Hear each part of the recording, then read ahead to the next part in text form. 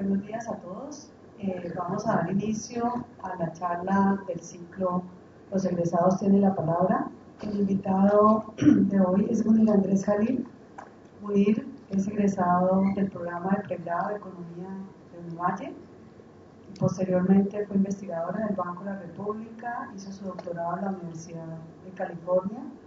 Ha estado vinculado con la Universidad Nacional de Colombia desde hace varios años ya como profesor de medio tiempo y actualmente es el economista jefe para el área andina del Banco Citibank.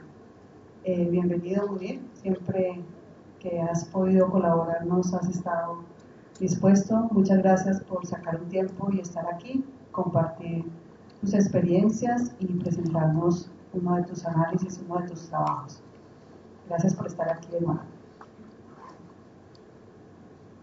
Bueno, buenos días a todos. Muchas gracias, Ana María. Gracias a la universidad por la oportunidad de conversar un ratico.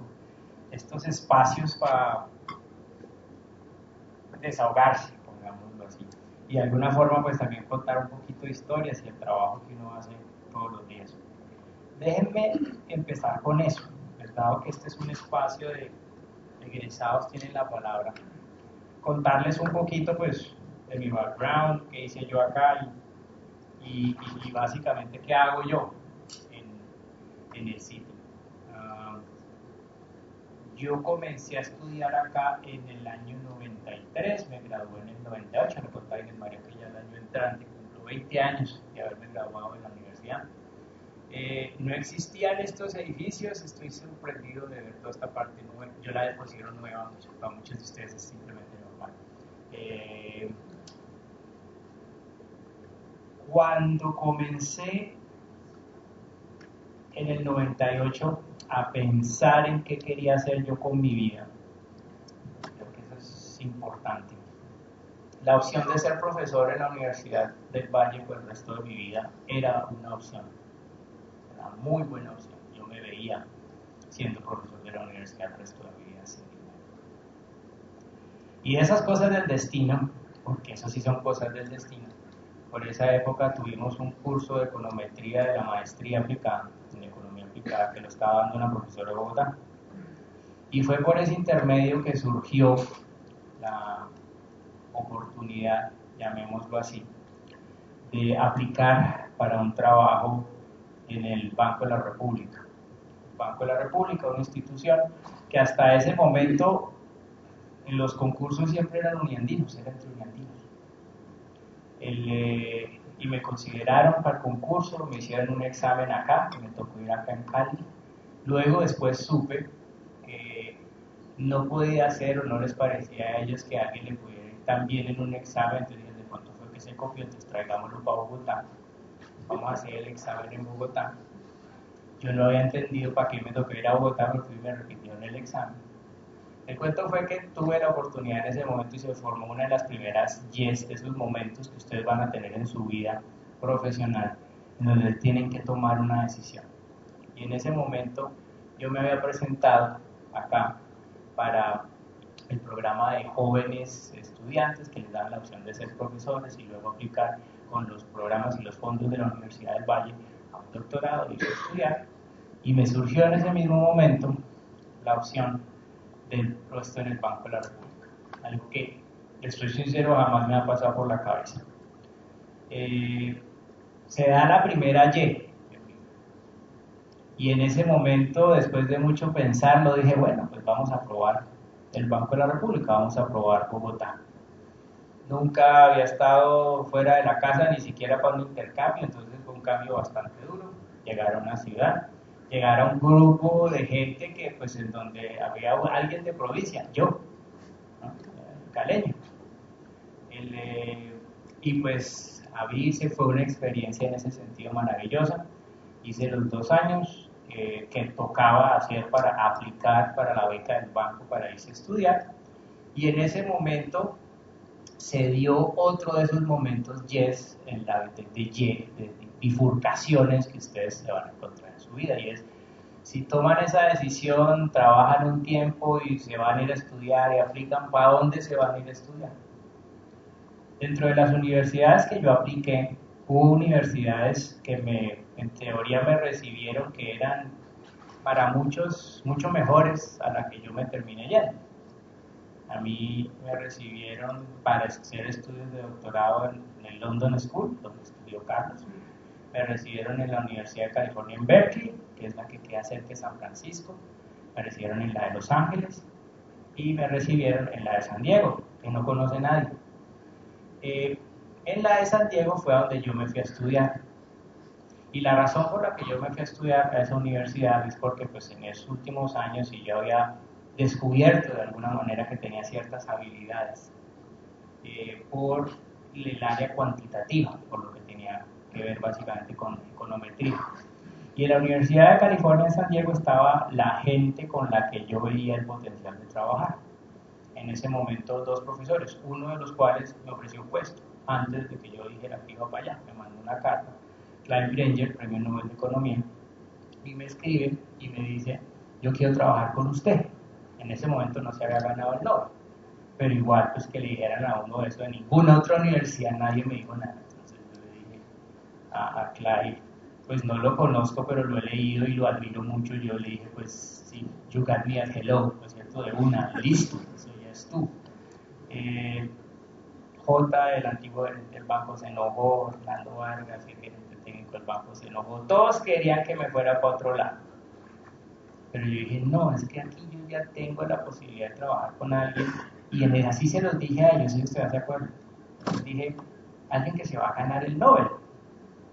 Y precisamente estando allá se lo ganaron. O sea, fue bien bonito que se cumpliera eso y después decirles, sí, les dije, ¿no? Tuve la oportunidad de trabajar con Clive, de trabajar con Robert, los 2 que se ganaron el Premio Nobel de Economía en 2013. Fue una oportunidad muy interesante. Aprendí todo lo que quería aprender. Irse a estudiar afuera es una experiencia interesante. Hay que cambiar el chip.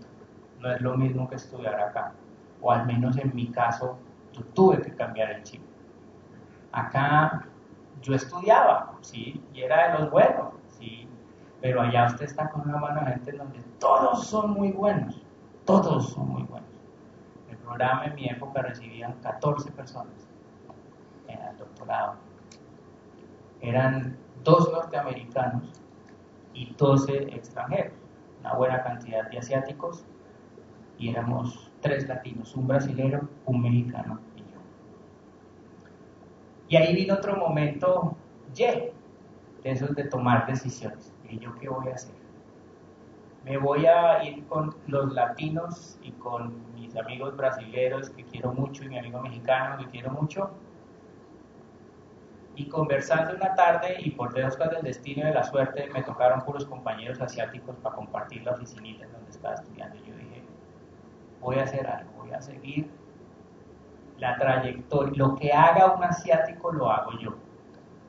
Si un desgraciado asiático puede hacer eso, yo estoy en capacidad de hacerlo. Yo no sabía lo que me estaba metiendo. Pero esa era esa tarde de agosto que tomé esa decisión. Dije, bueno, vamos a hacerlo. Lo primero que hacen estos señores es enrolarse, no solamente a la parte pues, de los cursos del doctorado, sino que automáticamente se meten para hacer la maestría en estadística y matemática aplicada en el programa de al lado, que era el de matemática. Dije, pues si ellos lo hacen, yo lo hago. Y comencé a tomar todos los cursos que ellos tomaban. No eran solamente los de doctorado, sino los de maestría. Una cosa pesadísima, para lo cual uno tiene que tener disciplina, irse a estudiar, hay que aprovecharlo.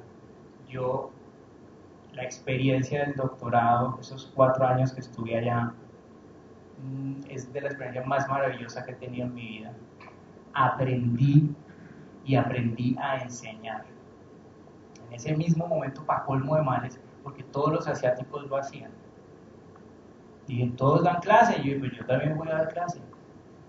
Y de esas cosas del destino, normalmente a uno en el hasta segundo año de doctorado no lo dejan dar clase, solo después de que lo han probado. Pero esas cosas del destino, estaba llegando esa generación de los baby boomers y los salones eran de 850 estudiantes. Estaban desesperados porque tenían que quebrar, no podían, imagínense, dar una clase, bueno, más que dar la clase, calificar 850 exámenes, chévere, es que ganan uno la plata, los que somos profesores sabemos que uno no gana la plata enseñando y no calificando. Y llegando a ese momento se presentó la suerte de participar para dar clase y hacer las pruebas para dar clase sin ni siquiera haber cumplido el segundo año. Y dije, bueno, pues primero la plática sirve, segundo los asiáticos lo están haciendo, y pues bajalémosle. Y bueno, pasé los exámenes. De mi año solo hubo 2 que pudimos pasar esos exámenes porque son bien duros. Y comenzamos a dar clases. Yo daba clases de algo que me enseñaron aquí en la Universidad del Valle, lo primero, investigación de operaciones. Fue el primer curso que comencé a dar. En ese, nunca me voy a olvidar que eran 450 soldados, porque San Diego es la parte militar de los Estados Unidos en el oeste de los Estados Unidos. Y ellos necesitan saber de investigación de operaciones para llenar los barcos, para acomodar sus modelos de transporte, para mantener de alguna forma bien distribuido la comida que llegue cuando tenga que llegar, todo que funcione. Entonces, y me acaba de casar, me casé 8 días antes de irme a estudiar, ¿no? Entonces, no podía perder más porque nos estábamos más cargados imposible. Pero fue una experiencia maravillosa.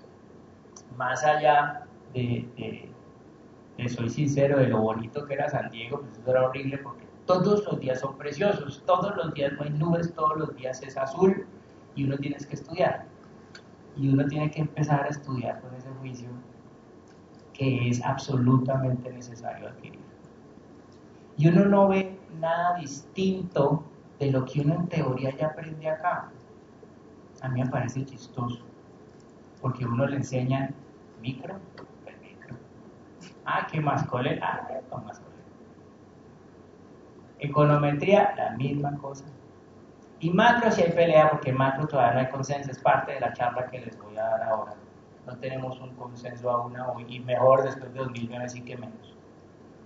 Pero se dan cosas, y son cosas que en teoría no lo sorprenden a uno, porque uno dice, yo he visto eso. Pero yo no sé qué pasa allá, yo no sé si es por el cambio de ambiente, pero yo sí tengo que admitir que allá uno aprende, y uno aprende a enseñar. A uno lo entrenan, y como parte de esos 4 años a mí me entrenaron para enseñar y para investigar.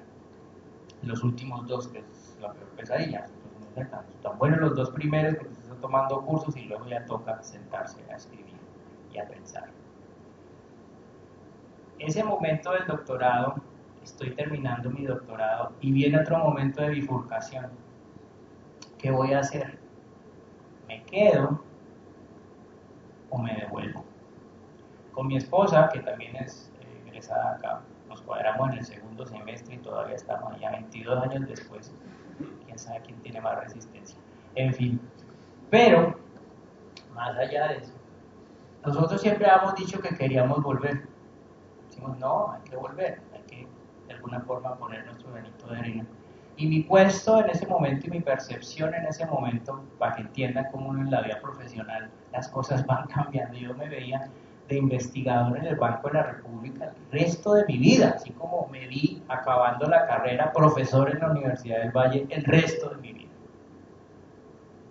Y en ese momento yo tenía que tomar una decisión. El mercado laboral en Estados Unidos es de un orden. Resulta que para uno buscar puesto se busca en el primer fin de semana de enero del año en el que usted se va a graduar. Usted va, se llama el Job Market, usted va, a mí me tocó en San Diego, de puras chepas, el 2004 fue la reunión ahí mismo, en el mismo San Diego. Entonces uno manda desde octubre una cosa súper organizada, el trabajo que uno ha hecho, es lo que ha escrito, organiza, lo manda a instituciones. Y la primera gran desilusión para mi director de tesis, que es Jim Hamilton, si alguna vez ha estudiado series de tiempo, el autor del libro Gordote de series de tiempo, él fue decirle, no, profe, yo como que no voy a ir académico, o sea, de pronto, si me tiento es como por quedarme 2 añitos acá, pero digamos en un non académico, en un fondo monetario, en un organismo multilateral, y después ya me devuelvo. Ese, digamos, era el plan. se le partió el corazón, porque no hay nada más que le parta a alguien el corazón y uno no quiera dedicarse a la academia. Él igual, por su lado, sin decirme, eso ya lo supe después, me consiguió 2 flyouts, 2 pasos directos. Pues, me dijo, vaya, presente el paper, pero yo nunca sabía que me estaban haciendo entrevista de trabajo. En Oregon, en la Universidad de Oregon y en la Universidad de Arizona. Al final, ambas universidades terminaron ofreciéndome puestos, entonces me puso la decisión aún más difícil, la bifurcación ya se volvió varias, porque me ofrecieron puesto la Fed en Nueva York, en la mesa de dinero de la Fed, para manejar los modelos que yo desarrollé en la tesis, que de alguna forma nadie había hecho eso, entonces quería que alguien les hiciera eso de una forma más formal. Me ofreció puesto Oregon, me ofreció puesto Arizona y me ofreció puesto el Fondo Monetario. Y esa fue la decisión más fácil de mi vida en su momento, que yo terminé devolviéndome, porque no la tuve que tomar yo. Cuando le informé al Banco de la República, me dijo, no, ya no vamos permisos, entonces le toca devolverse. Y dije, bueno, entonces perdí todo esto, fue para nada, ¿no? Obviamente al principio estaba fúrico, porque ¿cómo así? Entonces no le avisan a uno, y yo dije, me voy a quedar 2 añitos y me devuelvo. Y me devolví, esto fue el año 2004, y llegué en el año 2004 a mi puesto soñado para toda mi vida, investigador en el Banco de la República. Un grupo que en ese momento eran 14 personas, eso era literalmente tener un departamento de una universidad, todos con doctorado, todos estudiados afuera. Y un grupo bastante bueno de gente muy juicioso en donde teníamos un plan y era trabajar. Y a los 2 años de estar ahí, empezó a surgirme un problemita. Y es que yo sentía que yo hacía mis trabajos, producía mis cosas, pero lo mío estaba muy desconectado del día a día del trabajo del banco. Yo decía, yo quiero hacer cosas que sean útiles para el Banco de la República. Entonces me aproximé en ese momento al gerente y le dije, yo quiero hacer eso, o sea, yo quiero montarme más, porque si a nosotros nos tienen como nuestra torre haciendo cosas, pero yo quiero montarme más. Yo me especialicé en trabajo cuantitativo, me especialicé en política monetaria, y pues, o sea, yo veo que yo no uso eso, no lo uso. Total, empezaron a hacer los experimentos conmigo de algo que hoy en día pues es como bastante utilizado en el banco, y es utilizar más a los PhDs en el trabajo del día a día. Pero yo quería más, ¿no? Yo como que quiero ya pasarme algo para el Estado. Y aquí viene algo que solo puedo decir ya después de mucho tiempo, porque en el momento es difícil de decir. Lo que ya me dijo que mi trabajo o mi futuro no estaba en el banco fue algo bien sencillo. Surgieron 2 oportunidades para puestos, ¿no?, al lado del Estado, y no salieron. Por X, Y motivo, en su momento uno se molesta porque uno quiere que le salgan, ¿no?, y no salen. Entonces dije, ok, perfecto, digamos que no se dio, entonces la única manera de que esto se dé va a ser por fuera, va a tocar por fuera. Y ya eso corría el año 2009 y ahí fue cuando me llamaron de Citi. Y el Citi me dicen, Munir, pues necesitamos un economista que nos ayude a cubrir Colombia y también Venezuela. En ese momento obviamente Venezuela no era el desastre que es hoy en día, que lo hace incluso hasta más interesante, pero igual era lo suficientemente interesante como para pensar en cubrirlo. Significaba pues, literalmente salirse de muchas cosas. Yo hasta ese momento, en 2009, era el profesor de econometría de los Andes, de la maestría, y el profesor de econometría de la Nacho. Yo participé en un concurso en la Nacho en el año 2005, entonces llevo ya 12 años de profesor de planta de la Universidad Nacional, porque siempre he sentido que ese es mi puesto y me encanta enseñar, soy feliz enseñando. Y en ese, hasta el año 2009, era el monopolio de la econometría en los 2 principales programas que había en Bogotá. Nada más, ¿no? Entonces, el gordo Munir dando clase de econometría. Lunes y miércoles en una y martes y jueves en la otra, entonces descansaba el viernes. Eso implicaba tener que tomar decisiones, no podía seguir con las 2 universidades, no sabía en qué me estaba metiendo, Solo sabía que en City había un grupo de 42 personas que cubríamos los 103 geografías de donde está el Citibank. Tratábamos de estar locales, de cubrir algunos hubs regionales, como el caso aquí en Bogotá, que cubrimos pues hoy en día la región andina. Y todos con doctorado, o sea, era moverme como en ese sentido, algo que yo ya sabía manejar. Yo decía que estamos en un grupito, ahora el grupito va a estar más es por conferencia telefónica, porque pues no estamos físicamente en el mismo sitio. Me toca todos los miércoles hacer una llamada donde todos hablamos y estamos entonces los niños que están en cada una de sus geografías, pues se conectan y hablamos. Nomás encontrar una hora para eso es una pesadilla, ¿cierto? Entienden los usos horarios y cómo juegan en contra. Entonces, eso fue en el año 2009. Le empieza a uno a ir bien, uno no sabe si es porque le empieza a uno a ir bien o se quieren ahorrar plata, pues le van dando uno más países por el mismo sueldo, ¿cierto? O sea, vaya cubriendo esto, sí, nunca le dicen, no, qué forma, vaya cubriendo esto, nada. Y ya vamos a región andina. Y de eso ya hace 8 años, y mi trabajo en City, pues es un trabajo muy de coyuntura, es un trabajo en donde yo tengo que estar pendiente de qué está pasando con las distintas economías que cubro, qué está pasando a nivel de región, y tratar entonces de entender qué pasa y qué va a pasar, hacer de alguna manera darle a las compañías, darles a los inversionistas, darles a todo el que quiera tener una perspectiva de lo que va a suceder, pues una visión y que les parezca interesante y que estén interesados de una forma económica. Comentarios sobre esos últimos 8 años. Yo que he pasado por todas las fases. Hace unos años me iba a ir de City. Y pues de alguna forma me retuvieron, ¿no? Hicieron todo lo posible por retenerme. Y creo, y hoy en día viendo para atrás, digo, pues qué bueno que me quedé. Estoy disfrutando mucho el trabajo y más importante, estos 8 años me han dado una voz que yo nunca tendría si me hubiera quedado, por ejemplo, en el Banco de la República. Es chistoso, trabajando con toda la gente en el staff en el banco, uno no puede ser muy vocal en muchas cosas. Hoy, estando por fuera, uno puede ser muy vocal y ahora vamos a que haga mi presentación para ver, yo tiendo a ser muy vocal en muchas cosas. Y eso es una oportunidad interesante. De la Universidad del Valle, yo le agradezco que me encaminó por la carrera que a mí me gusta y que es lo que me gusta hacer. De la universidad no tengo sino recuerdos maravillosos, la pasé muy bueno. Para mí fue un aterrizaje de la realidad súper interesante. Estar en la del Valle en esos años, me imagino que igual ahora, era estar en una Colombia chiquita, donde había gente de todas las distintas orientaciones. Y eso a mí me aterrizó mucho a la vida. Yo agradezco que tuve muy buenos profesores, muchos de ellos aquí hoy, igualitos, no cambian, pero que no sean igual de rajones, nada.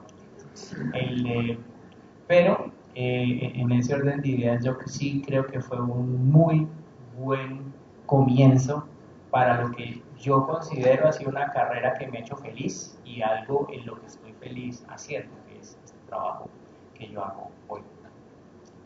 Un punto y ya para terminar, digamos, este punto de la experiencia de vida. Esta universidad es la única universidad que yo conozco de la que yo he podido conocer gente en todas partes del mundo, o sea, es impresionante. Y más en el plano financiero, o sea, hay muchos nombres que ni para qué los menciono porque son chiquitos, pero están todos trabajando en el sistema financiero, por ejemplo. Pero grandes, bueno, pues Germán Arcel, ahora ministro, estuvo de alguna forma muy relacionado con el Ministerio de Hacienda, estudió acá. Y el encuentro más impresionante en Boston, estaba yo dando una charla, una cuenta que tiene un manejo impresionante. Yo siempre quería conocer quién la manejaba, quién era el administrador de portafolio de ese fondo, porque inclusive yo le pongo mi plata. Entonces, dice, yo siempre quiero conocer, cuando conozco a ese niñito, porque es chiquitico, más chiquito que Federico Cerqueda, se llama él. Estudió aquí, estaba ahí, como ustedes. Lo que quiero con eso decirles es que ustedes tienen, de todas las universidades que conozco, yo no he podido decir eso de otra universidad, ni siquiera de los Andes. Entonces, lo que quiero decirles es que esta universidad le da a uno la opción de soñar y de pensarse lejos. Y ustedes pueden llegar hasta tan lejos como ustedes quieran. Suena ridículo, suena lo que uno le diría a un niño de 8 años, pero me consta. Esta universidad a mí me consta. Entonces, persigan lo que les gusta. Y van a ver, lo más importante es que ustedes sean felices, ¿no? En lo que estén haciendo, eso es también lo más importante. Y bueno, eso es lo que les quería contar del lado mío de mi experiencia de vida. De esto no pueden haber preguntas, ¿no es cierto? Pues sería terrible. En fin. Entonces, vamos a hacer una muestrica, ahora está la muestrica, ¿no es cierto? De mi trabajo, que es lo que hago. Entonces, y yo lo voy a tratar de poner en el contexto de lo que hemos venido viendo nosotros como región en los últimos años. A propósito, este trabajo de CIPI me ha llevado también a descubrir un gusto que yo no sabía que tenía, que es el gusto por la historia. Estoy comenzando ahora una maestría en historia en la Universidad de Edimburgo. Ahora en octubre, vamos a ver cómo me va. Esas online, obviamente, ¿no? Que se me ponga. En fin. Pero pues eso sí, nunca me ha gustado dejar de estudiar, siempre quiero que sea, pero la historia me parece interesante. Y comienzo con ese comentario porque, digamos, el primer problema cuando vamos a hablar de Latinoamérica como región, ya si lo queremos poner en las perspectivas y el inversionista quiere saber qué va a pasar en los siguientes 2 años, y una compañía ya del sector real normalmente quiere saber qué va a pasar en los siguientes 5 años, pero ustedes quieren saber qué va a pasar en los siguientes 200 años, ¿no? Porque ese es el plano de tiempo se va estirando en la medida que nos vamos moviendo. La región, que a propósito va a ser muy polémico, ¿ok? Entonces lo que quiero es sacarles la piedra con muchos de los comentarios que voy a hacer, porque quiero que me comenten, quiero que hablemos, esto es un conversatorio, entonces eso es lo que quiero. Voy a hacer comentarios que a veces inclusive ni yo los creo, simplemente a ver cómo reaccionan. Y no van a saber si sí o si no. Pero Latinoamérica en sí y el papel de Latinoamérica en el mundo desde el descubrimiento ha sido uno y solo uno. Lo único que hemos hecho con el mundo es proveerlo de recursos. Cuando nos tomaron, pues eran puros metales preciosos, minería, en su gran mayoría. Y hoy, para poner esa comparación del principio a hoy, sigue siendo metal de petróleo, que en esa época no había, súbele la misma minería de antes y métale comida. Esa es la relación que Latinoamérica históricamente ha tenido con el mundo. Pero no es la relación que quisiéramos tener. Y yo es lo primero que no entiendo. ¿Y cómo así?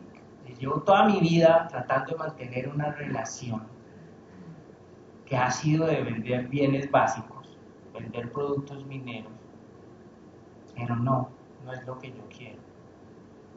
Tengo un slide por acá. Voy a saltar toda la presentación nomás para mostrar ese slide. Mil disculpas. Pero es para que entiendan.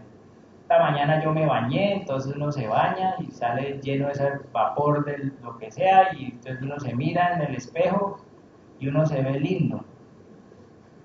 ¿Cierto? Latinoamérica siempre ha creído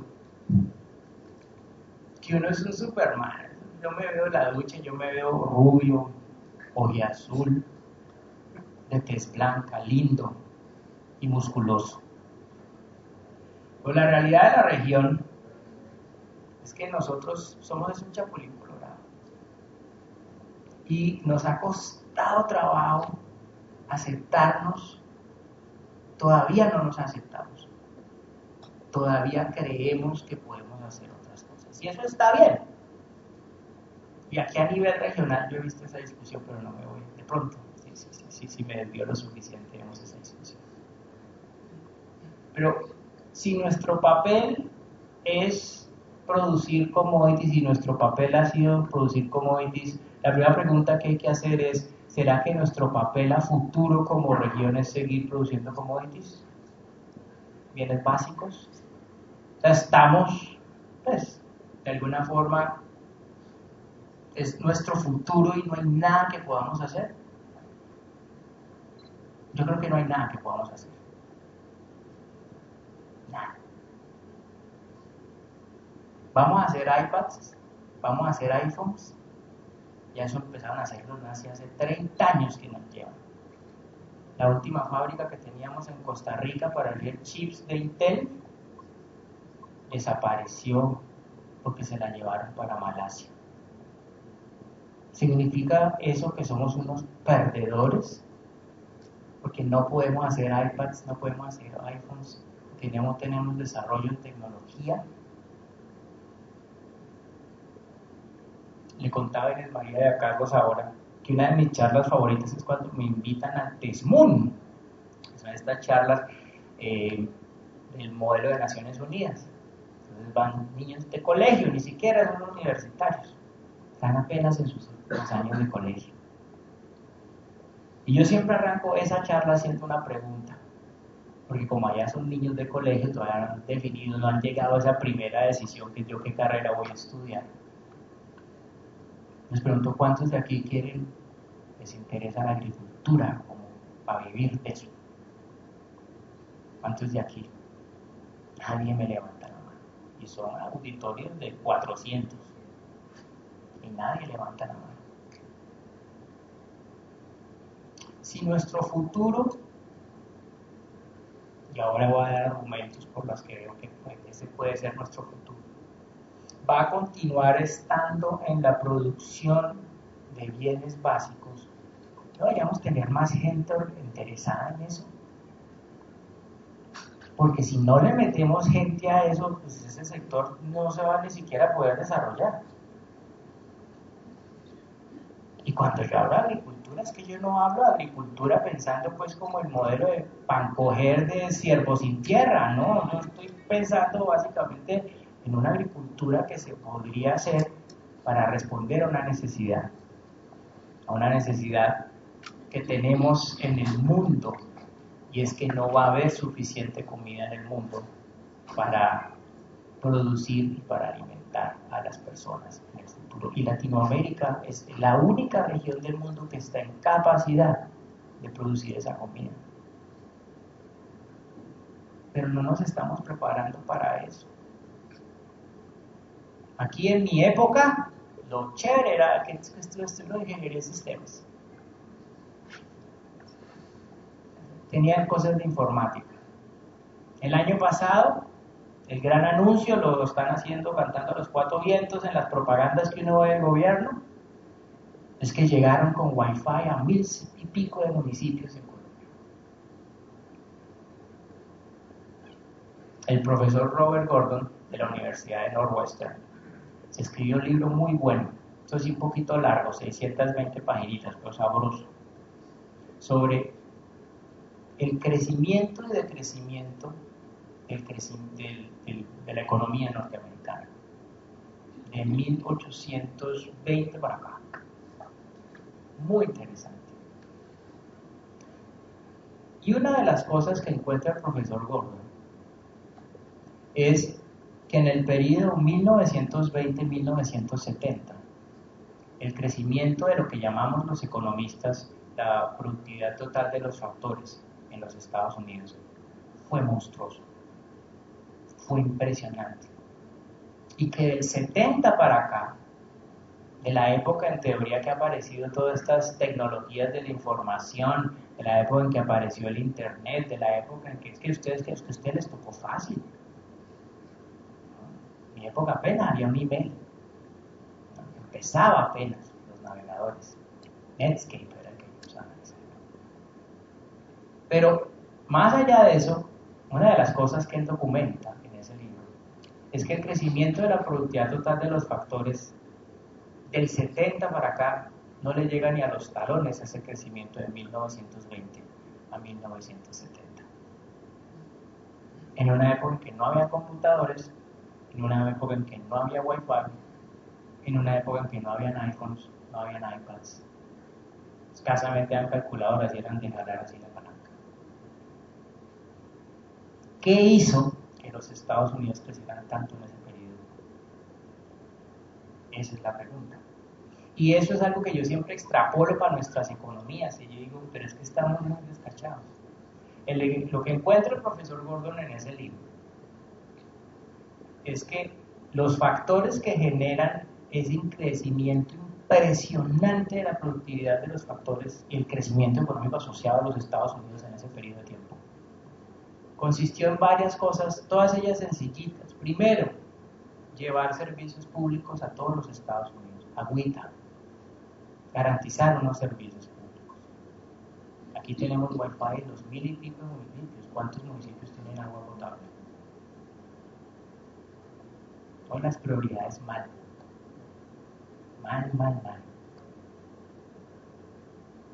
Por el otro lado, ese es un periodo en donde la economía doméstica del hogar se mejoró con la aparición de electrodomésticos, lo cual se tradujo en una mayor participación de la mujer en el mercado laboral. Conclusión, es necesario que las mujeres participen más activamente en el mercado laboral, eso lleva a que se eduquen más, eso lleva a que las tasas de natalidad disminuyan, y todo eso es positivo para el economía.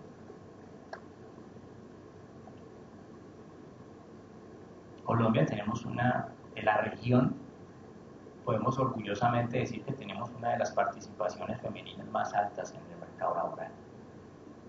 Creo que en las universidades es impresionante y en una facultad y en un departamento de economía es aún más extraño, porque en el mundo economía es una carrera de hombres, en el mundo, no en Colombia. Colombia es de mujeres. Entonces es interesante, ¿no? Hay que hacer el estudio de por qué en Colombia las mujeres sí estudian economía cuando normalmente por fuera dicen, soy de hombre, ¿no? Entonces es interesante por qué eso se da. Pero, entonces, volviendo al punto, en la aceptación de lo que yo soy, o si me acepto como lo que yo soy, yo debería prepararme para lo que se viene con base en eso que yo soy. Eso es lo que yo soy, ese es mi talento, eso es lo que yo soy capaz de hacer y brindarle al mundo. ¿Por qué lo niego? Ese es el primer punto. En Colombia, el PIB agrícola no pasa del 7% del PIB. 7% apenas. En las otras economías de la región, el número más bajito es 15%. Porcentaje de tierra que utilizamos nosotros de toda la disponible, como el 6%. No la usamos. Y obvio que tenemos un conflicto en medio que ha dificultado mucho la utilización de la tierra. No es fácil en Colombia. Pero quiero que entiendan eso, porque si yo me acepto y mi futuro y el país necesita encontrar un reemplazo para el petróleo o para los ingresos que nos dejaron entrar en el petróleo, porque es que en este país hasta 2014 nos entraban 60.000 millones de dólares al año por exportaciones, de los cuales la mitad eran petróleo. El año pasado, en todo el año 2016, entraron 33.000 millones de dólares. 27.000 menos. Una de dos. Mientras tanto sigo viviendo con 33.000 o busco el reemplazo para los 60.000. Vendamos cocaína, ¿sí o no? Ese es un producto que tiene un markup bueno, ¿sí o no? Pura discriminación de precios a los Robinson, eso lo enseñan en su micro, entonces usted cobra harto por eso. Ni con cocaína la logramos reemplazar 27.000 millones de dólares del viejo mercado. Además bajaríamos el precio de la cocaína, no nos sirve, por ahí no es. Entonces, ¿qué hacemos?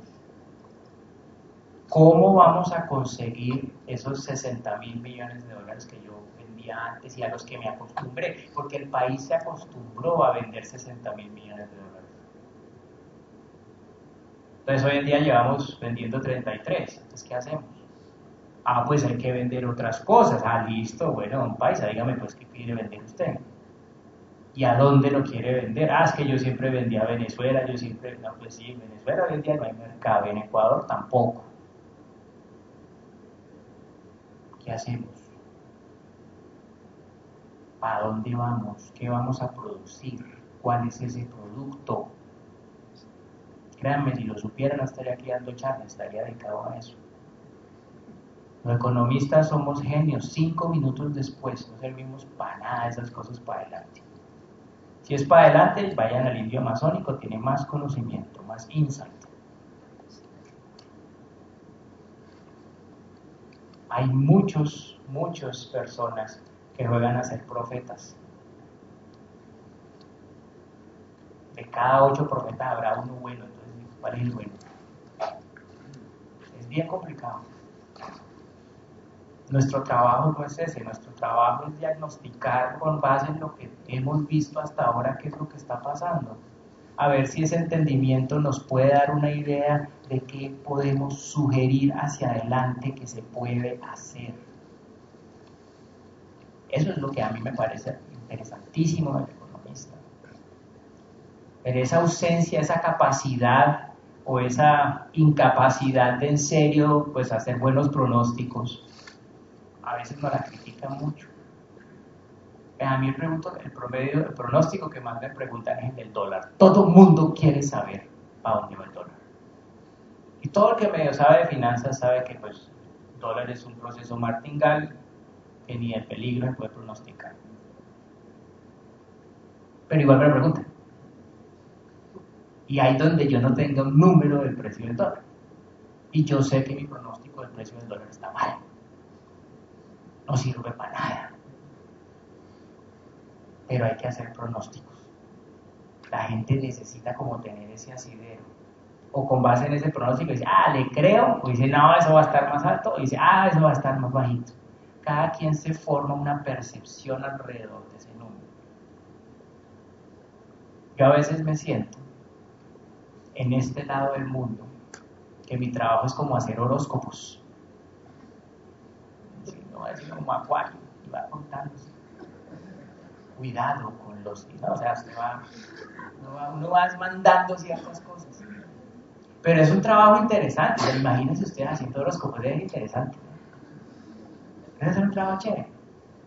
Ahora, es un horóscopo informadito, porque uno tiene que estar informadito. Pero el primer punto entonces, y vamos en el primer slide, ¿sí o no? Es ¿quién somos? ¿Y cuál es el papel de Latinoamérica en el mundo? Porque si nos metemos a hablar de coyuntura,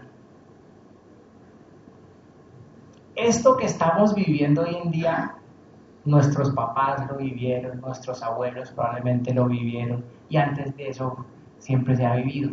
Los ciclos de las materias primas no aparecieron en el 2013 o en el 2014, han estado ahí por mucho tiempo. Y asociado a esos ciclos y a sus auges y a sus desaceleraciones, la región ha florecido y se ha pegado que golpes. Y de cada oportunidad de esas, pues la idea es que aprendamos algo, ¿no? Porque pues, cada golpe en teoría debe enseñarnos a la región. 2012, 2013, el precio del cobre empezó a caer. Afectó a Chile, afectó a Perú. 2014, y en esos años estamos reídos en Colombia. Colombia decía, sí, se cayeron los precios, pero nosotros estamos bien, nosotros vamos súper bien. A $115 el barril de petróleo, ¿quién iba a estar mal? O sea, es maravilloso. Se descuelga el precio del barril de petróleo en 2014 y empezamos a sudarla. Y pasamos por todas las etapas. La primera, la negación.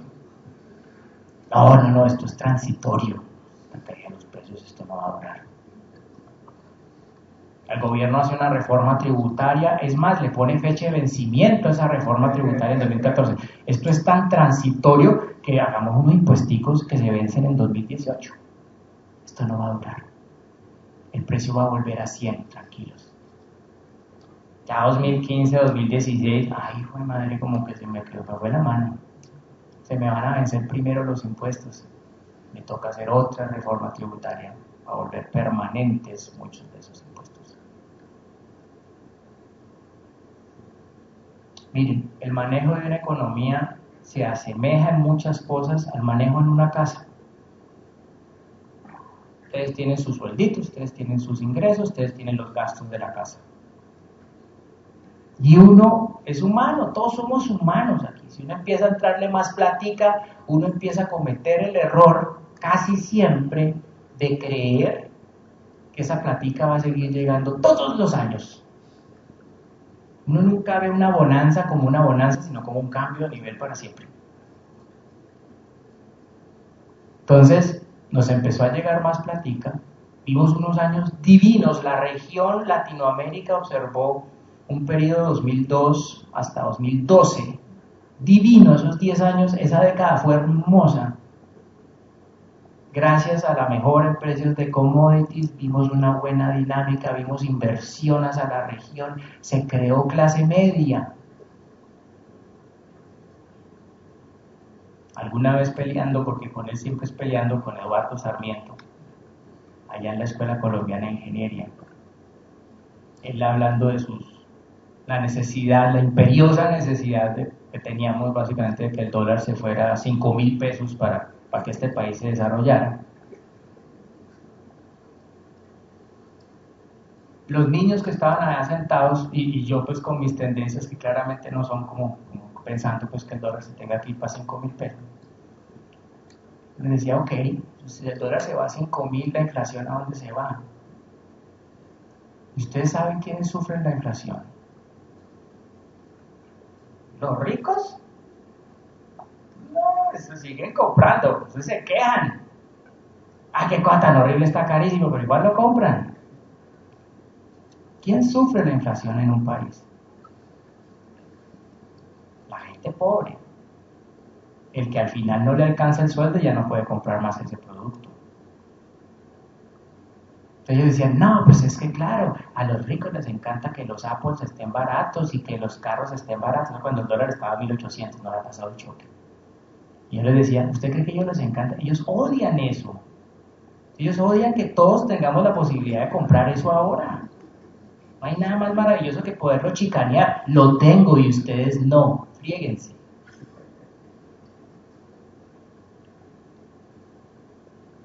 Entonces, nosotros, dentro de todas esas historias de ciclos que hemos vivido de commodities, sufrimos un golpe. Este es el primero y a ustedes les tocó vivir es su primer ciclo de commodities. De 2002 para acá, unos años muy buenos, unos crecimientos muy buenos como región. Creamos mucha clase media en Latinoamérica. Creamos capacidad de compra en Latinoamérica. Y eso fue importante. Y ahora, por 10 años, vivimos buenos ingresos, creímos que eso iba a durar para siempre, y se fue esa plata. Como que a mí me llegaron una carta hoy de Citi diciendo, Munir, nos encanta su trabajo, pero hay que recortarle su sueldo 50%. Cordialmente, Mike Corbat, que es el CEO de Citi. Y yo que le digo, pues entonces renuncio. No, igual es buena plata, tampoco me vale. Pero igual, ¿qué hago? ¿Puedo seguir manteniendo mi estilo de vida? Pregunto, ¿qué le digo a mi esposa esta noche? Mi amor, ¿cómo te fue en Cali? ¿No? Y me llegó esta cartica de Mike Corbat. En los países de la región hemos visto reacciones distintas a la carta, a esa disminución, a ese choque. En Venezuela, por ejemplo, el presidente Maduro nunca le dijo nada a la esposa. ¿Cómo te fue? ¿Qué te pasó? Nada, todo perfecto. ¿Ve? ¿Y hay plata para esto? Sí, tranquila, no hay, pero tranquila, no te preocupes. Una negación completa. Ahora, Colombia tampoco lo ha hecho divinamente, no. ¿Qué países lo han hecho divino? Para que vean que no hay sesgo ideológico aquí, Bolivia y Nicaragua. divino lo hicieron Bolivia y Nicaragua, se ahorraron todo ese boom. Y el uno, Nicaragua, mire quién manda ese pobre país. Y Bolivia es un gobierno de izquierda. Entonces no tiene que ver con tendencias ideológicas, tiene que ver con un precepto básico que funciona para cualquier casa. Si me llega una bonanza, hay que ahorrar esa bonanza. Hay que identificar la bonanza y hay que ahorrársela. Para que cuando lleguen las malas, yo tenga con qué cubrirme. Eso no tiene ideología. Pero es que esas ganas de gastar con la plata en el bolsillo, es que eso es bravo. Todavía audiciones, hoy es viernes, ¿no? Audición por acá. Y pagaron, entonces yo tengo mi platica en el bolsillo, entonces voy a gastarle cerveza en el póker para todo el mundo. Eso era lo del mes, no importa, gastémoslo. La macro tiene mucho que ver con estos comportamientos que hacemos en el día a día nosotros. Si nos comportáramos macroeconómicamente como lo hacemos a veces en la casa, hay gente que es de un juicio impresionante y uno dice, no, pues más juicios para dónde. Bien, y a veces son muy desjuiciados y uno dice, ok, ¿cómo así que usted es tan desjuiciado de su vida y el ministro de Hacienda? No, mentira. Pero pues de alguna forma hay algo que puede darse. La región entonces sufrió un choque. Nuestros ingresos del resto del mundo se han visto disminuidos de forma permanente. Perdimos platica. No es lo mismo que teníamos antes. Y no tenemos y no vemos a futuro la forma de reemplazar esos recursos en casi todas las economías. La última economía que está, estoy agarrado estos días con los mexicanos, pero agarrados. Pero en serio, estamos que no me quieren ni hablar. Por algo que les dije que pues lamentablemente yo sé que no se va a cumplir, o sea, no hay nada que hacer. México es Colombia hace año y medio. Está en el comienzo de sufrir algo que llamamos los economistas un choque a los términos de intercambio. Nos bajaron el sueldo. A México le acaban de bajar el sueldo durísimo. Pero los mexicanos no entienden, están en esa primera fase de negación, ¿no? En las que estuvimos nosotros. Ay, ¿cómo se te ocurre unir? Estamos en una fase de negación. Se nos cayó. ¿Qué va a seguir? Ya sabemos, yo tengo que ajustarme macroeconómicamente a eso. ¿Qué significa? Yo tengo que gastar menos. Si me está entrando la mitad de la plata que me entraba antes, ¿cómo va a poder seguir gastando lo mismo que gastaba antes? Eso tiene bien sencillo, ¿cierto? Bueno, pero en la casa es fácil. Más si es la señora la que maneja el presupuesto, es bien fácil. Porque eso sí es militar, no se recorta y ya. Clases de karate de Simón los sábados canceladas, usted se las da por YouTube. No, miren YouTube cómo es, haga lo que sea, reemplace eso. Pero toca, no hay cómo más. Los canales pay-per-view de DirecTV de fútbol mueren, se van, no hay nada más que hacer. Y va uno recortando. Pero en macroeconómicamente sí tenemos un problema. Y es que los sectores que nos generaban esa mano de dólares, por ejemplo en Colombia el sector petrolero, solo petróleo es el 5% del PIB, no más, es chiquitico dentro del PIB. 5%, pero llegó a generar más de la mitad de los dólares de las exportaciones del país. 5% del PIB. Entonces, ¿yo cómo hago? Yo no sé, aquí debe haber un sitio así, entonces no, este chiste no va a salir bueno, igual, tirémoslo, echémoslo, a ver si de pronto sí. Voy a quitar el nombre del sitio, pues bueno, mentiras. En Bogotá hay un sitio que se llama Apolos Men, que es un sitio de striptease de mancitos que van solo niñas y andan solo niñas. Entonces la historia va así. Así va. Macroeconómicamente, es como si yo tuviera la economía de varios cuartos en una casa. Y ahí vive toda la familia. Pero en la familia, el único que consigue plata es un muchacho que trabaja en uno de estos sitios, porque va todas las noches y le da sus propinas. De un momento a otro, el tipo se lesionó. Por X o Y motivo ya no funciona, ya no levanta toda la plata que levantaba antes. Pero el resto de la casa, el resto de los cuartos, le pide a uno la misma plata para el gasto como si no pasara nada. Eso es lo que pasó en Colombia entre 2015 y 2016. El ajuste arrancó con un sector chiquito, nos dejan de entrar los dólares y el resto de sectores como que no entendíamos, como que, no, aquí no ha pasado nada, yo sigo gastando, siga gastando. Y necesitábamos enviar un mensaje que usted tenía que gastar menos. En una casa es fácil, yo digo, no tengo plata, no hay cómo. Pero el sector petrolero no iba a decir, no tengo plata, no hay cómo. Entonces, ¿cuál fue el mensaje? Hacer los productos externos carísimos. Junta de la escasez en los dólares, empezamos entonces a generar una depreciación del 1.800, nos movimos a 3.000, 3.300 pesos. Se volvió carísimo lo importado. Fue el primer mensaje. Fue decirle a la gente, mire, es que no hay con qué, entienda, no hay con qué. Y tuvimos entonces que entender y adaptarnos a esa nueva realidad. Por fin en 2016 lo entendimos. Por fin empezó a darse una desaceleración fuerte en las importaciones en el país. Y eso es algo que es doloroso tener que decirlo. Colombia necesitaba crecer menos. La región necesitaba crecer menos. Y aquí viene el otro punto. La región va a tener que seguir creciendo menos hacia el futuro. Porque si no hay los dólares para seguir importando, aquí muchos políticos y muchos modelos en su momento siempre han dicho que para crecer hay que exportar. Yo soy de los que digo que para crecer hay que importar. Porque lo que yo importo, casi siempre en nuestras economías, son materias primas, bienes intermedios, bienes de capital. Cosas que voy a conectar para empezar a hacer PIB con ellas. Si yo no estoy en capacidad de seguir importando, de seguir comprando cosas como compraba antes, porque no me están llegando las exportaciones, la platica de exportaciones que me llegaba antes, ¿cómo quieren que podamos volver a crecer a niveles del 4,5% en Colombia? Yo no la veo.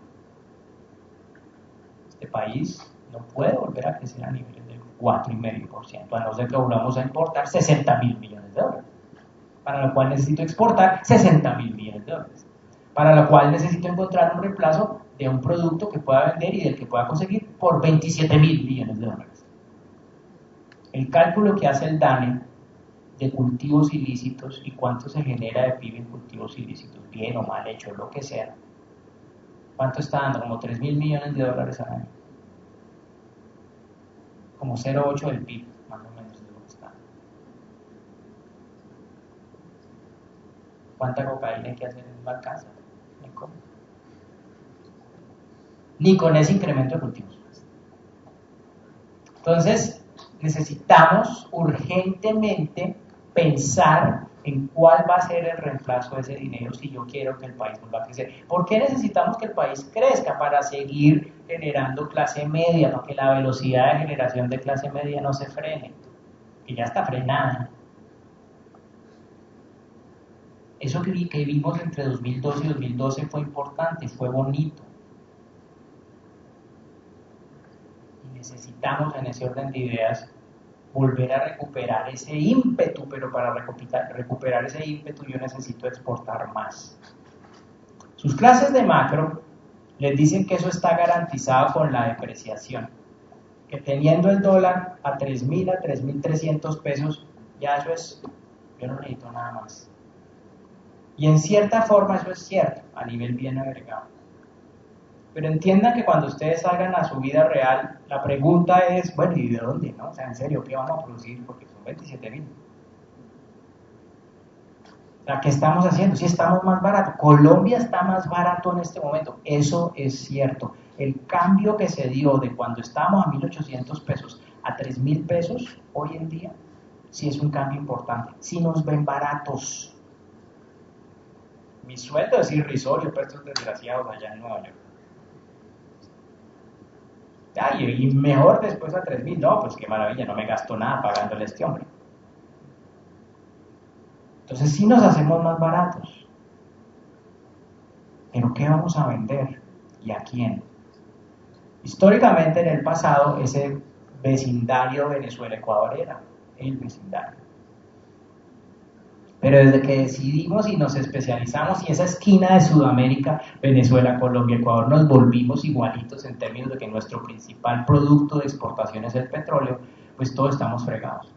Venezuela está en una recesión perpetua, además por un terrible manejo económico a punta de controles de precios. Ese es el ejemplo perfecto de qué no hacer desde el punto de vista de política económica.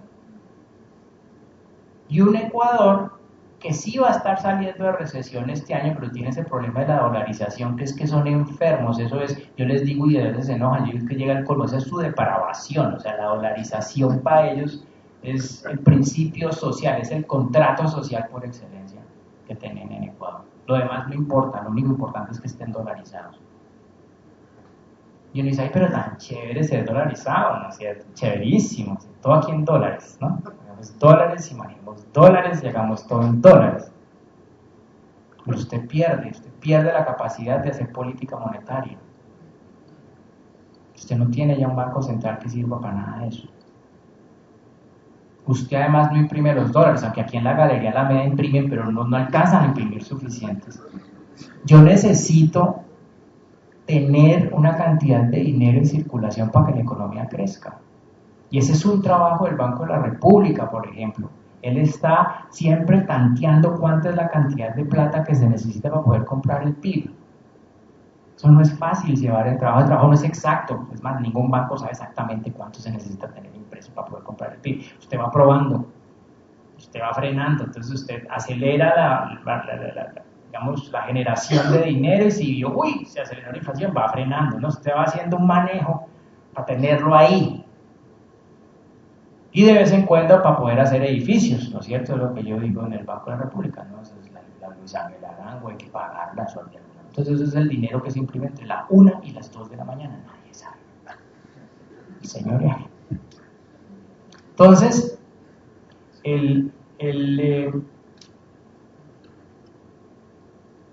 cuando yo tengo una economía dolarizada, yo estoy entregando mi capacidad de hacer política monetaria, solo me queda la fiscal para hacer algo. Y el problema de Ecuador que hoy en día tiene, ya lo dijimos, es que nosotros necesitamos encontrar un producto, en el caso de Colombia, necesitamos reemplazar el petróleo porque es que el petróleo ya no me está dejando la plata que me dejaba antes, ¿cierto? Tengo que encontrar un reemplazo. Y dijimos, el mensaje que se manda desde una economía como Colombia, el dólar pasa de 1.800 a 3.000, entonces nos hacemos más baratos y a partir de ahí entonces debe generarse un mecanismo a ver si aparece un reemplazo, ¿cierto? Será la pulpa de Uchuva, será la pulpa de lulo, no tengo ni idea. Pero, o será todo ese combinado de cosas que llamamos no tradicionales, que han venido acelerándose. Pero en Ecuador, cuando usted está dolarizado, ¿usted qué deprecia?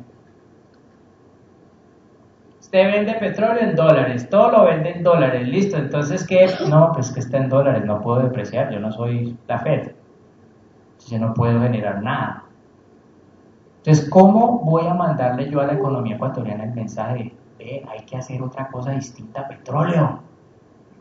¿Cómo le mando yo ese mensaje cuando no tengo una moneda que puedo depreciar? ¿Cómo lo hago? Me toca artificialmente. Y eso artificial suena feo y no le gusta a mucha gente. Yo digo, pero es que en Ecuador toca. Si usted es dolarizado, a usted le toca hacer las importaciones carísimas. Entonces le toca poner aranceles, pero a la Organización Mundial del Comercio no le gusta usar la palabra aranceles. Entonces, ¿cómo lo usa? Usted lo llama salvaguardias. La misma pendejada, pero pues se llama así salvaguardias. Son los mismos aranceles que usted le está poniendo a todo. Se vencen. En Ecuador se le vencen ahora en julio. No podían sino por 2 años. Entonces, ¿qué van a hacer? Si liberan eso, las importaciones a los ecuatorianos se les van a hacer baratísimas, ellos van a seguir comprando como si no hay mañana, y Ecuador, ¿qué va a hacer? Entonces le toca usar la creatividad. Estados Unidos, el presidente Trump le está ayudando mucho a Ecuador, porque se está inventando una cosa que se llama el Border Tax Adjustment, ¿no? Ajuste de impuesto de frontera. Es una forma rara de llamar otro arancel, pero hágale. Vamos a ver si en Ecuador se despegan y a lo Trump les da por poner impuestos. Tienen que mantener las importaciones artificialmente carísimas, porque de otra forma eso no va a funcionar. Entonces cada país tiene como su intríngulis y su cosa. Pero lo cierto es que al final compartimos lo común, que todos necesitamos encontrar un reemplazo para volver a que se recuperen nuestras exportaciones. Venezuela ni hablar. Venezuela exportaba 90.000 millones, nosotros 60. Venezuela, un país más chiquito, de 30 millones de personas, exportaba 90.000 millones de dólares. El año pasado, yéndole bien, habrá exportado 21. ¿Cómo vivo yo así con 69.000 millones de dólares menos en ingresos? Y le digo a mi esposa que no ha pasado nada. No ha habido un recorte fiscal, no ha habido una reforma tributaria. Venezuela no se hace nada porque económicamente Venezuela no se hace nada. Es que yo digo, cualquiera pues llega y hace mejor trabajo en términos de política económica. Es la ausencia plena de decisiones de política económica. Es impresionante ese país. No es ideológico. Tiene nada que ver porque está Bolivia de... Usted puede ahorrar. Si ellos hubieran ahorrado, esta sería otra historia. Pero no ahorraron. En fin. No solo eso, y aquí estamos con nuestro lío interno de encontrar entonces mi identidad, de mirarme yo en ese espejo y ver quién soy, a ver si entonces lo acepto y empiezo a reaccionar con base en eso, a ver si produzco y reemplazo, sino que ahora le dio crisis de identidad que nunca le daba al mundo desarrollado. Igual de problemados, ¿no? Estamos pues pero bien, fregados. El año pasado nos sorprenden con el Brexit. Nos sorprenden con la decisión del presidente Trump. Y parece que no nos van a sorprender este año con Francia, eso sí, ya este domingo que tenemos elecciones. Pero hay un crecimiento o una insatisfacción en el mundo desarrollado que no se veía hace mucho, pero mucho tiempo. El mundo desarrollado está con una crisis de identidad. Por primera vez tenemos una generación de jóvenes, por mucho que sean millennials y lo que sea, yo sé que a un millennial le gusta estar 3 años en un puesto y me toca vivirlo con mi empleado. Pero más allá de eso, el problema es que ellos se sienten peor que sus papás. Nunca había pasado eso en una generación del país desarrollado. O sea, siempre en teoría mejoraba y como dicen, es que yo quiero que mis hijos sean mejor, ¿no? Entonces, usted veía eso. Eso que le dicen a ustedes sus papás, no, es que usted tiene que ser mejor. Eso pasaba hasta esta generación. Hoy en día un gringo no puede comprar casa en Estados Unidos porque primero tiene que pagar su crédito de universidad. $250,000 es el crédito promedio. 750 millones de pesos. Con eso arranca uno. Entonces, ¿cómo compro casa? Ahí empecé mal. Y cuando ya voy a pagar eso, ya estoy fregado. ¿Qué más me toca? Entonces, llega eso, se empieza a combinar en el Reino Unido. Bueno, pues todos estos muchachos, entonces claro, aquí están por pocas partes donde yo puedo hablar de los Juegos del Hambre, de Hunger Games, todo el mundo sabe. Esta semana voy para Londres, una ciudad que me gusta mucho más que Nueva York. Pero yo voy a Londres y yo veo literalmente la ciudad de Hunger Games, ¿no? La ciudad bonita, el centro, todo súper chévere, fastuoso. Para mí eso es la City. ¡Ah, qué belleza! Pero usted sale de Londres y usted ve otra realidad. Y en el Reino Unido el Brexit se dio porque una cosa pensaban las personas de la City, como le dicen el distrito financiero en Londres, y otra cosa muy distinta pensaba el resto de la gente. Y eso empezó a incubarse hace años. Para la gente de fuera de Londres, para la gente de fuera de la City, la migración, y ojo, la migración legal, esta no es la ilegal, la migración legal le estaba quitando sus oportunidades de trabajo.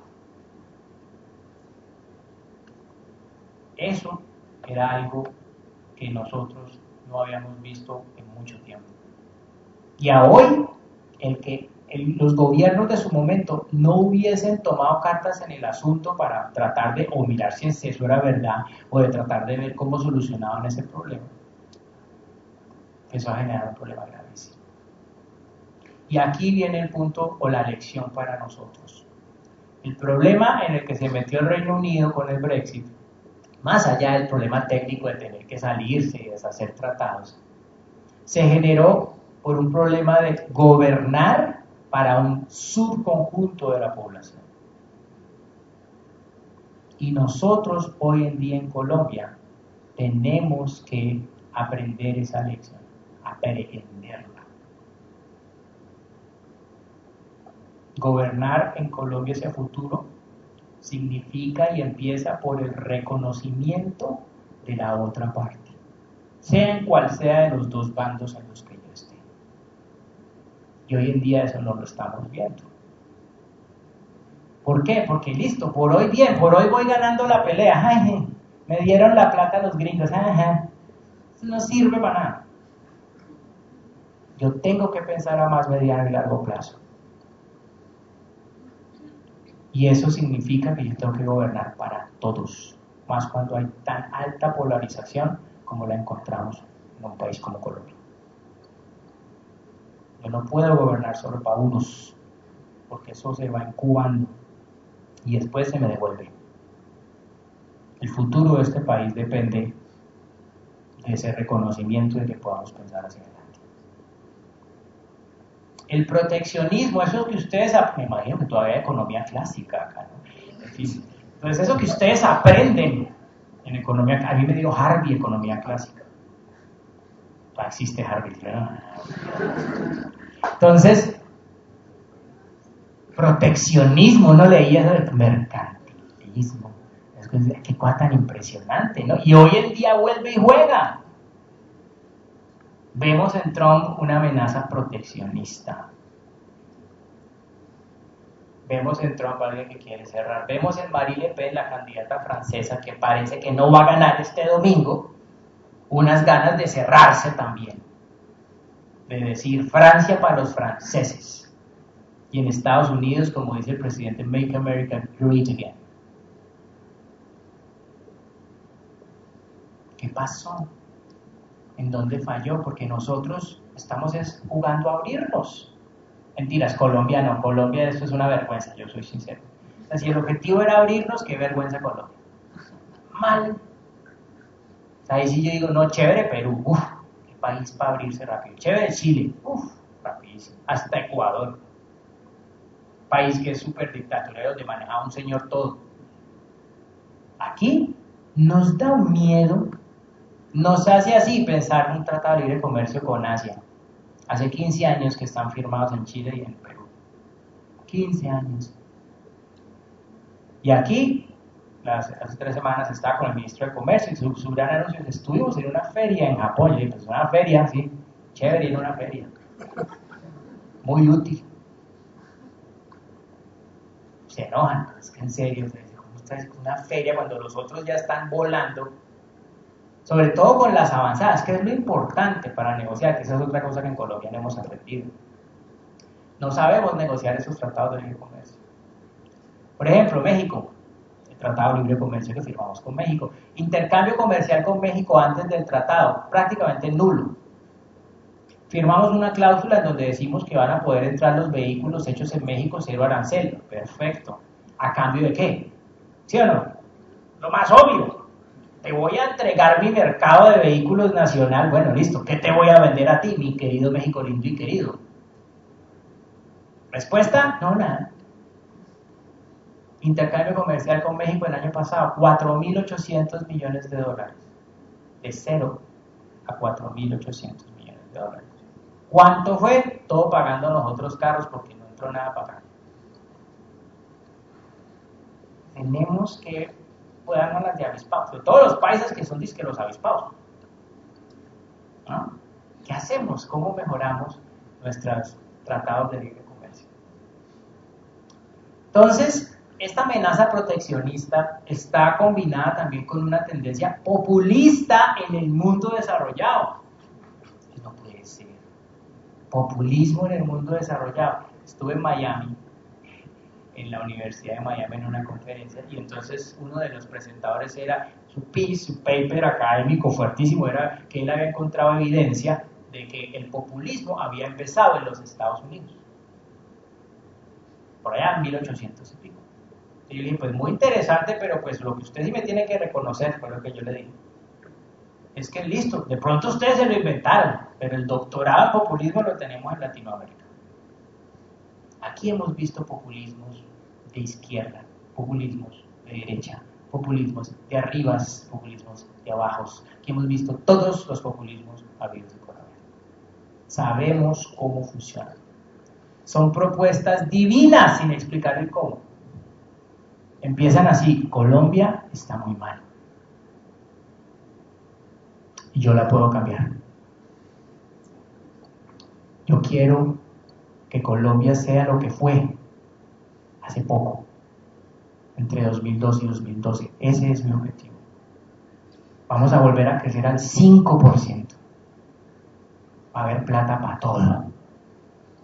Vamos a darle plata a la niñez. Vamos a darle plata a la vejez. Todos van a estar bien conmigo. Ay, ¿y cómo? Otra pregunta, por favor, porque no hay cómo contestar esa pregunta. ¿Cómo? No hay cómo contestar esa pregunta. Y ponerle un acento paisa, ¿sí? Y funciona. Mijitos, ya, y listo.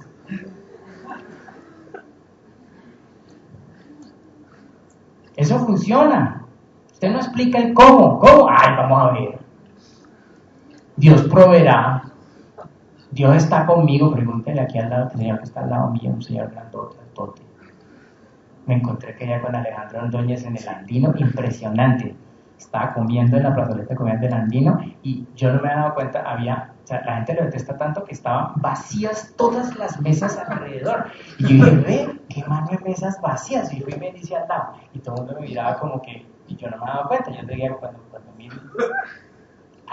Entonces me tocó parar y moverme. Pero impresionante. Entonces, cuando Dios está con uno, no se preocupe que uno llega con el pan debajo del brazo, ¿sí o no? Eso es así, uno no tiene que hacer cuentas de nada. Esos populismos funcionaron en Estados Unidos. Fueron las propuestas que hizo el presidente Trump. Esto que estoy diciendo, cámbienlo por Estados Unidos, cámbienlo el healthcare, por salud, y eso son sus propuestas. No solo eso, hoy en día está bajando impuestos.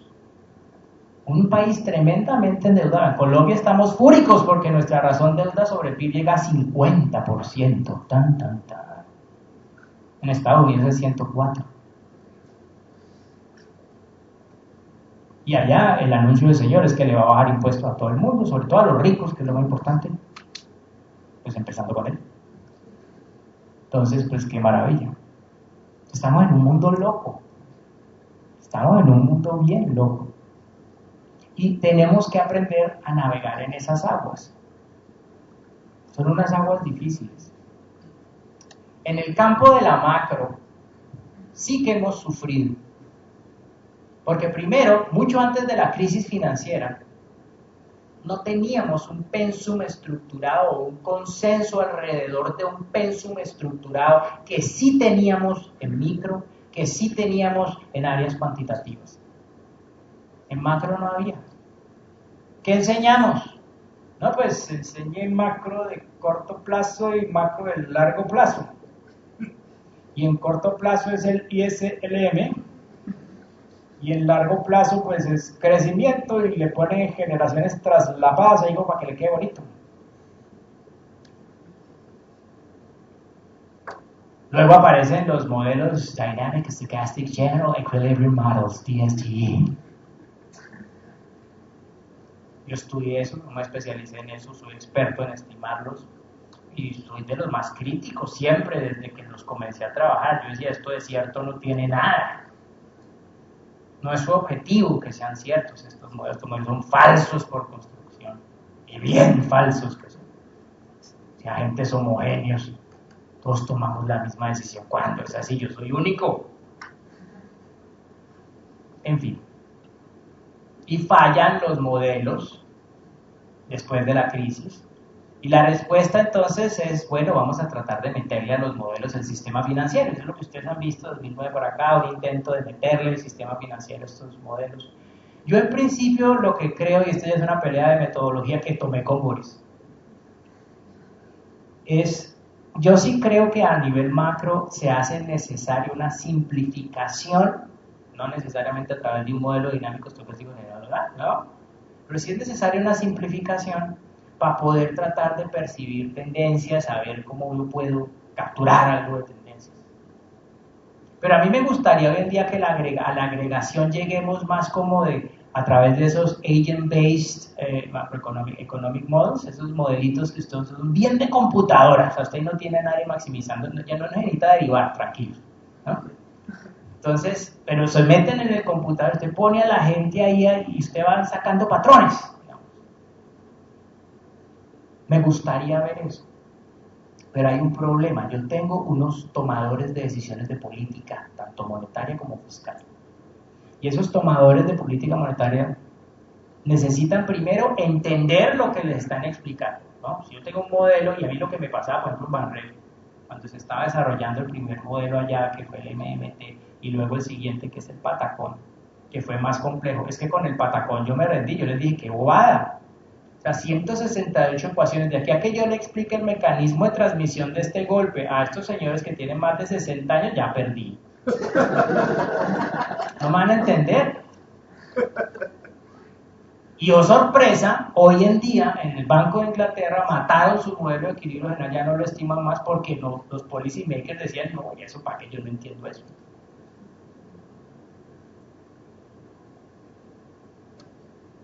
Entonces yo necesito algo simple que yo pueda explicar. Yo necesito tomar decisiones con las que afecto sus vidas, porque yo muevo la tasa de interés y afecto sus vidas. Y quiero hacerlo con algo de experiencia y algo cuantitativo. ¿Cómo hago eso? Voy al Carulla, 3 carros de mercado, que me lo echen en una bolsa y que no pese. O sea, eso es lo que me están pidiendo. La macro hay que replantearla. Pero yo sí creo que hay que replantearla sobre ese principio básico de simplicidad. Porque es que no podemos complejizarla a ese nivel en que entonces el señor que me tiene que tomar la decisión nunca va a entender cómo ver. Porque así es, así no la toma. Es más, si uno no entiende algo, uno mal haría en tomar una decisión, ¿no? Yo estoy feliz hoy en día con la conformación de la Junta del Banco de la República, porque llega ahora José Antonio Campo, con quien tomé un curso ahora hace nada, porque como estoy engomado con la historia, entonces me tomé un curso de historia en los Andes el verano pasado. Y estuve conversando con él y yo decía, ahora que lo nombraron para la Junta, dices, ¿tú cómo va a ser? ¿Qué señor tan heterodoxo? Y llegar a la Junta del Banco, esto va a ser interesantísimo, porque pelear con José Antonio va a ser bien complicado. Él no cree en las tasas de interés como el mecanismo, un instrumento para afectar la actividad económica. A él le gustaría más tener un tipo de cambio intervenido, por ejemplo. Y usted llega a un sitio en donde hay inflación objetivo. Usted dice que la inflación tiene que estar entre 2 y 4%. Me da envidia no estar en el banco, en el staff, porque nos van a poner a trabajar, porque José Antonio es todo menos bobo. Los va a poner a trabajar y los va a poner a dudar todo. Eso es chévere. Eso está bien, porque hoy en día tenemos que dudarlo todo. Pero tenemos que hacernos la pregunta, ¿para dónde vamos y cómo queremos llegar allá? Esa pregunta es vital. En la región este año, en términos puntuales, vamos a estar un poquito mejor. Les voy a mostrar, sí, como por mostrar un slide, porque no hablaba de nada de los slides. ¿Sí? Pues decir, mostré algo. Ahí está. Ese. Ahí, mostré un slide. Aquí están los crecimientos que estamos esperando. Miren, el año pasado Argentina estuvo en recesión, Brasil estuvo en recesión, Ecuador estuvo en recesión y Venezuela siempre está en recesión, entonces no importa. Este año Argentina está planeado que salga de recesión, Brasil debería salir de recesión. Hay una trampa ahí, hay un cambio en la metodología que hicieron ellos en su cálculo del PIB, entonces solo se lo sube un poquito más avispados. Pero igual es 0,7, eso tampoco es que sea una maravilla, pero pues no es menos 3,6. Ecuador debería salir de recesión. Tiene un reto el nuevo presidente. Tiene que llegar a reemplazar esas salvaguardias y tiene que llegar a apretarse fiscalmente porque no hay plata. Y Venezuela, ese sigue en recesión, la verdad, menos 2,5, que además es mi responsabilidad, es decir, está re mal, los números de Venezuela están re mal, entonces son simplemente indicativos de que hay una recesión, porque este año inclusive está peor que el pasado. La información que no se produce en Venezuela, pero que estamos capturando a través de las exportaciones que los principales socios de Venezuela le hacen a Venezuela, nos está encontrando unas caídas que yo no puedo creer que sigan cayendo las importaciones. En lo que va del año estamos viendo cayendo en promedio 30% con respecto al año pasado. Esto es horrible. Yo no sé cómo están haciendo, o sea, la situación tiene que estar impresionantemente mal, desde el punto de vista económico. Porque político, pues claro que está mal, ¿no? Pero la mayor parte de la región ya no va a estar en recesión. El problema inflacionario que teníamos está empezando a calmarse también. Miren, la inflación de Argentina de 39% a 23% y para el año entrante 18%, de 8 a 4% este año en Brasilia 4,3%, Chile 2,7%, sí se acelera un poquito por la recuperación en teoría de actividad económica, el de Colombia 5,7%, 4%, 3,1%, Ecuador sí, pues como está pegado al dólar no tiene tanto lío inflacionario. México se acelera mucho por la depreciación, porque ellos acaban de sufrir el salto que Colombia sufrió de 1.800 a 3.000, entonces, ¡puf!, claro, se les subió el precio de todo lo importado, están empezando a sentir ese golpe. Perú sí cayendo, con todo de que tuvo pues un fenómeno climático de comienzo de año muy parecido al Niño, pero solo de ellos que les generó inflación, ya eso empezó a devolverse. Entonces, crecimiento, pues no es que estemos así tan mal, está en un proceso de recuperación. Las inflaciones moviéndose en la dirección correcta. Entonces, en el corto plazo y las cuentas corrientes, el equilibrio que yo tengo externo, de alguna forma mejorándose un poquito también. Entonces, en el corto plazo, los números nos dicen, pues, o sea, no está tan mal, estamos como ajustándonos dentro del ciclo normal, pareciera que hubiésemos tocado fondo y estamos comenzando a ver una leve recuperación. Leve, porque no va a ser fuerte. Leve porque no vamos a volver a crecer. Colombia al 4,5, Perú al 6,5, eso no se va a volver a ver. Yo fui considerado persona chistosa. La primera vez que me invitaron a Perú, era una charla con el ministro. Y esas que televisan y toda la cosa, entonces yo nunca me fui a la presentación, y lo que yo decía básicamente en la presentación es que Perú no iba nunca a volver a crecer al 6,5%, ¡ay, Dios mío! Eso fue persona non grata, entonces, o sea, todos los periódicos en fin, literalmente, el City dice que, entonces me llaman obviamente del City, ¿y usted qué está diciendo? Yo, pues la verdad, hay una gran ventaja del Departamento de Derechos y de la ley americana, me hace independiente, increíblemente. Soy la única persona en sitio que puede decir lo que me da la gana y no me puede votar. O sea, chévere. No solo eso, sino que desde ahí todos los santos años me invitan a esa charla porque se ha venido cumpliendo, ¿no? Entonces dicen, ay, si usted sí dijo, ¿no? No hemos podido volver a crecer al 6,5 y no van a poder. No. Colombia 4,5, no. Necesitamos encontrar ese reemplazo y no veo ni siquiera un futuro para encontrarlo, pues no se me ocurre.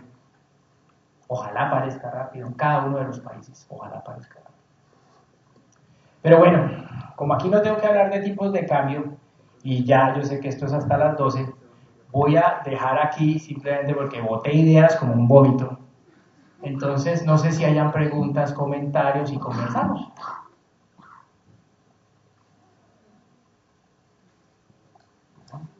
¿Está bien? Sí. Don Boris.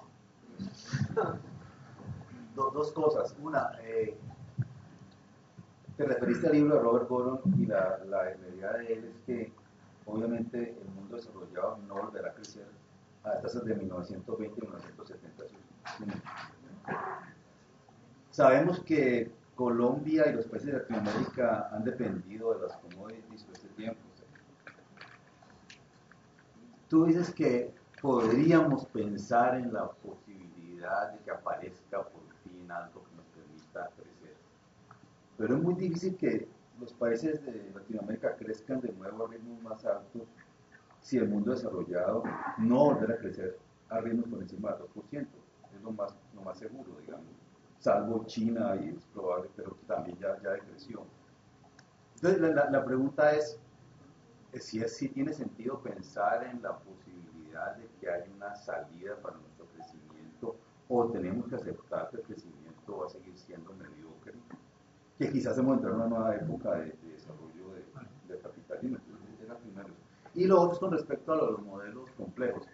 Yo no creo mucho que el ESG sea muy complejo, es muy complicado y es pesado y es falso también. Sí, pero no es complejo, sí, estamos de pero no acuerdo. es complejo. De acuerdo.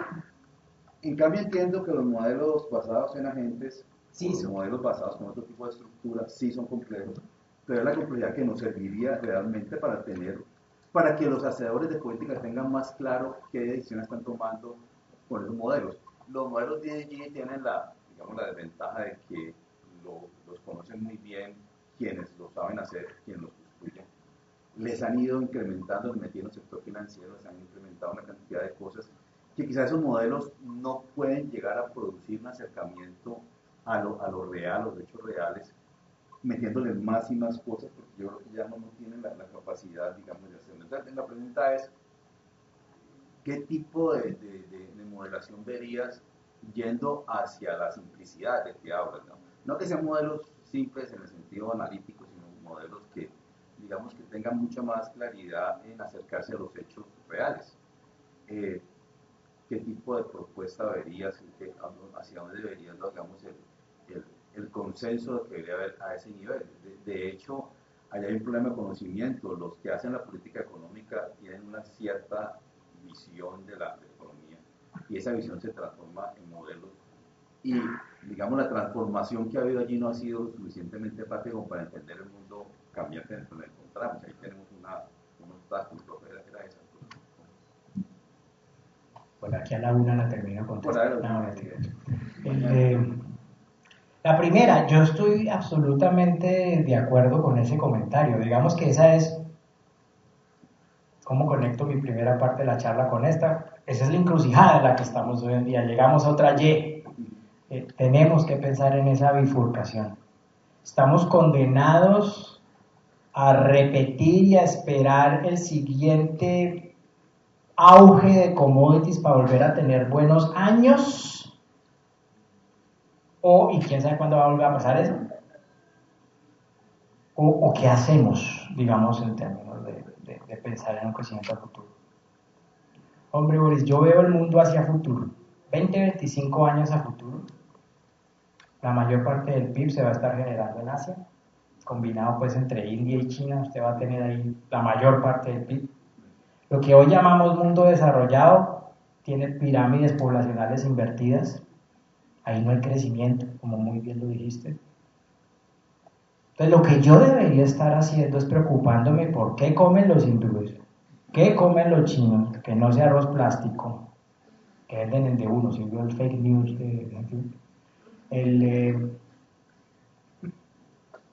y yo no veo a Colombia haciendo eso. Y me da envidia que yo sí veo a todos los otros. Mire, solo México y Colombia son los únicos países, todos en toda Latinoamérica, que tienen de primer socio comercial a Estados Unidos. Luego nos dicen que por qué nos dicen vendidos. En los otros economías es el cuarto o quinto, no es el segundo, ni siquiera el segundo, es el cuarto o quinto, porque países asiáticos, China a la cabeza, domina en toda la región. Y yo digo acá, pero es que es horrible, es que llevar las cosas a Buenaventura, ponerlas en un barco, y yo me encuentro, en Brasil usted tiene medio África para venderle cosas a los chinos y le importa un pepino, igual les venden. Aquí tenemos que abrir mercados y necesitamos una avanzada.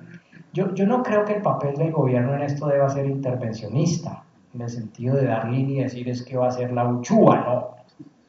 Pero yo lo que sí creo es que debe ir, el gobierno es el que va con el machete adelante abriendo monte, para que detrás venga la avanzada del sector privado tratando de hacer estudios sencillos de mercado. Bueno, ¿estos qué comen? Ellos, allá es donde está la pirámide poblacional joven. En 20 años Latinoamérica la va a tener igual de invertida que como la tiene el mundo desarrollado. Nosotros ya pasamos por eso.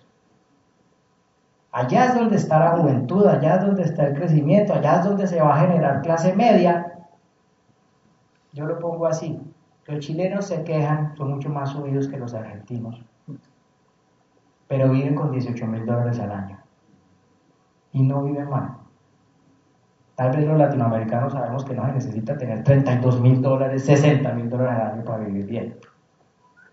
Con 6.000, que es lo que tenemos hoy en día, no nos alcanza. Necesitamos mejorar, y obviamente mejorar la distribución mucho, porque esos cálculos del PIB per cápita son un desastre, ¿no? Entre los dos tenemos 100 y vos tenés 100, yo no tengo nada. Si es la vida siempre vos. Entonces, en ese orden de ideas, yo lo que creo es que sí tenemos que tomar decisiones y que cada Y de estas, cada bifurcación de estas, que nos impulse a movernos para echar ese machete, para abrir esos mercados, yo creo que es importante. Que aprovechemos esta oportunidad para ver qué vendemos, porque es que lo que le vamos a vender a Asia, seguro nunca lo hemos cultivado en este país. Pues necesitamos hacerlo, y ve como mi sesgo hacia la agricultura, ¿no? O sea, tiene que ser algo agrícola, yo no veo qué más puede hacer. No se me ocurre nada más. Yo no se me ocurre pues venderle a los chinos, que es donde hacen todo, los electrodomésticos son electrodomésticos. No se me ocurre. Pero ¿en qué veo futuro? En que igual usted sí va a tener que seguir comiendo todos los días. Y ahí es donde yo veo el potencial. ¿Cuál es el producto de más tecnología que vende Chile? Una lata de duraznos. Porque le metió aluminio y porque le metió lo más tecnológicamente más avanzado que vende. Y otra vez, los chilenos no viven mal. Están felices de que Colombia va a entrar a la OECD, porque por fin van a ver un país que es último, que no sea Chile, en la OECD. Entonces están felices, los primeros, los que más fuerza han hecho para recibirnos en la OECD. Viven re mal porque son lo peor de la OECD. Bueno, esa es la primera pregunta. Y se me olvidó la segunda idea: complejidad. Complejidad. No, absolutamente de acuerdo. La complejidad no debemos tenerle miedo a la complejidad, en eso estoy de acuerdo.